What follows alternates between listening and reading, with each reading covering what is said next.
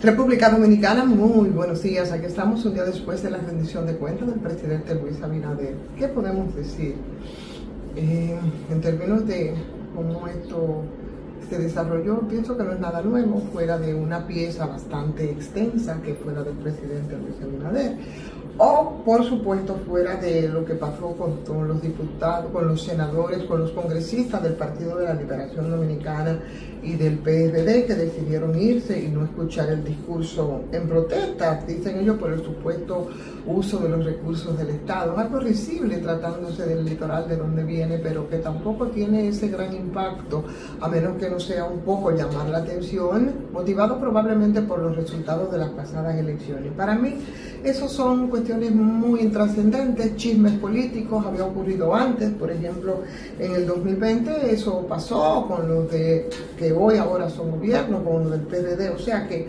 eso es pura cháchara política, golpe de impacto probablemente que se procura.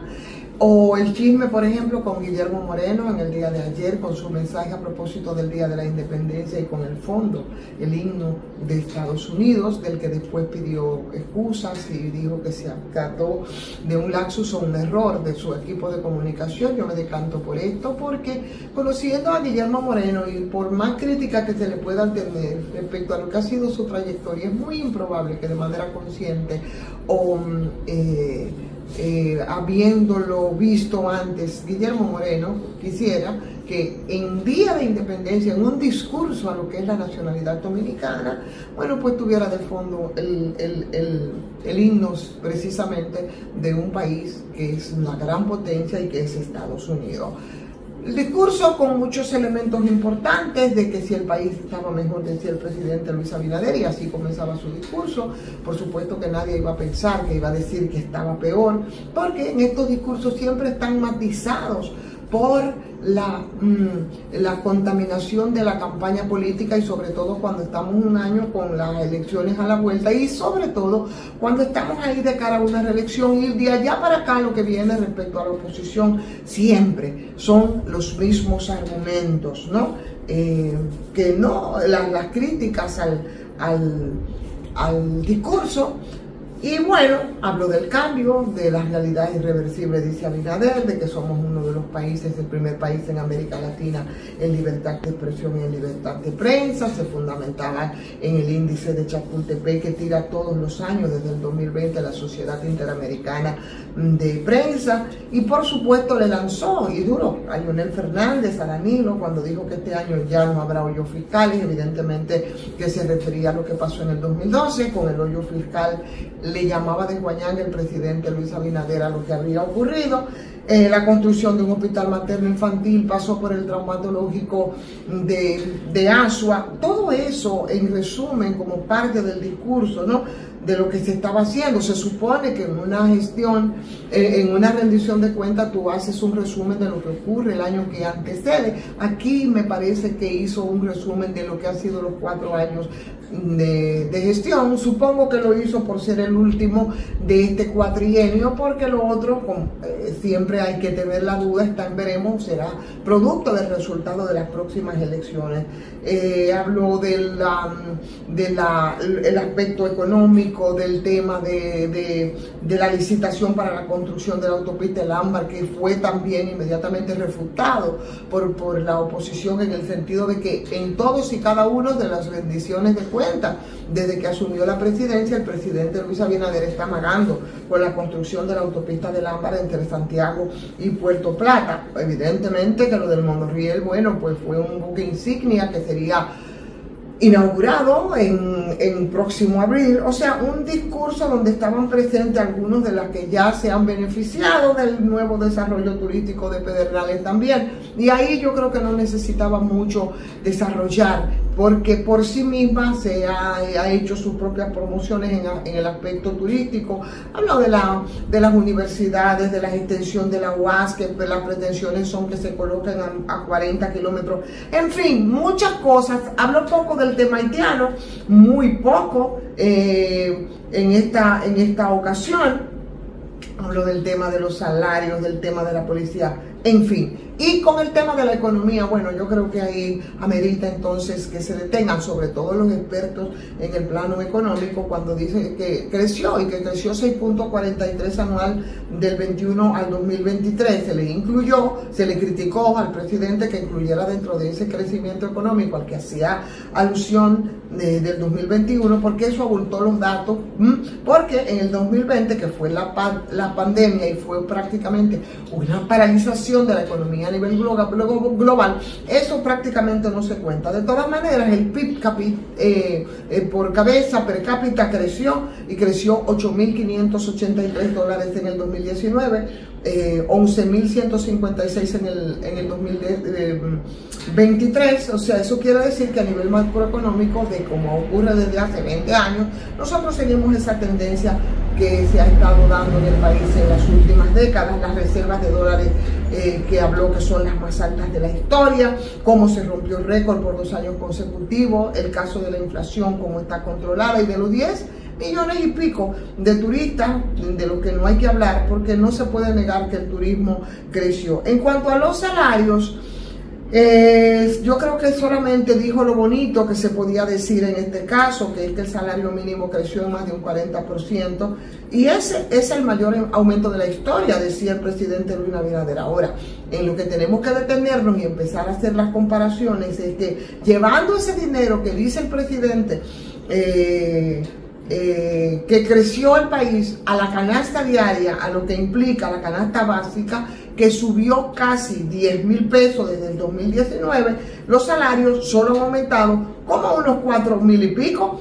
O sea, en buen dominicano, ¿qué es lo que tenemos que decir respecto a esas cifras? Si hacemos el desglose, es que hay más cuartos, pero ese dinero rinde menos. Otro dato también tirado por el presidente de la República es que los productos de alimentación diaria cuestan $210 al mes aquí en República Dominicana, y eso es menor que el resto de los países de la región, según el Consejo Centroamericano de Protección al Consumidor. Pero cuando tú te vas y haces las comparaciones y ves la canasta diaria básica, la historia te da unos resultados que son distintos. Una cosa que celebró es que la pobreza monetaria ha bajado, lo colocaba en un 25.8% a un 23% en el año pasado, esto a pesar de la pandemia y de la guerra. Pero al mismo tiempo habló de los aumentos de los subsidios, de las ayudas sociales, que aunque ha sido un modelo de nuestros gobiernos durante ya hace más de 2 décadas,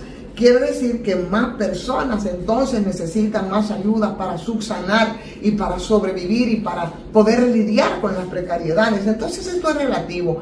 Yo no sé hasta qué punto esto sería como para celebrarlo o como para exponerlo. 278 obras en ejecución, 122 terminadas en el 2023. De hecho, la palabra construcción fue la más mencionada en el discurso del presidente Luis Abinader, y ahí se le criticó de nuevo el tema del ámbar. El tema de los empleos, y este sí es un punto bastante interesante respecto a lo que dijo el presidente y respecto a lo que son los datos de la realidad.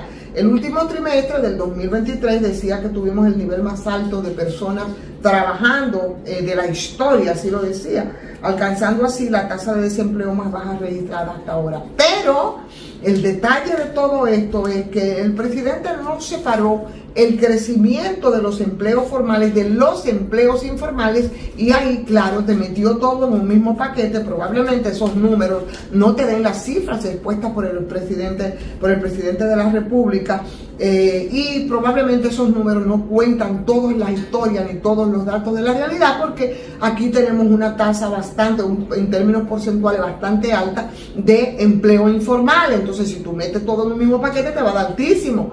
Pero ¿cómo ustedes pueden cuantificar esto? También dijo que tenemos el 7º salario mínimo más alto en América Latina, por encima de países que como Brasil y como México son los que tienen unas economías más sólidas, pero hay que ver si usó el salario mínimo más alto para hacer la comparación que hacía el presidente Luis Abinader, porque si usamos el más bajo, Ahí solo nosotros estamos por encima de Argentina y de Venezuela, que son países con una crisis profunda. Es decir, que si se hace un desglose y se desmenuza lo dicho por el presidente de la República respecto, y se hacen las comparaciones con datos, incluso con las mismas cifras oficiales, nosotros nos vamos a dar cuenta que no ha sido tan bonito, ¿no? Todo, como lo dijo el presidente de la República en el día de ayer en su discurso. Mientras tanto, señores, muy orondos están los partidos de oposición, que yo sigo pensando que no es todo lo bueno que han mostrado esas alianzas.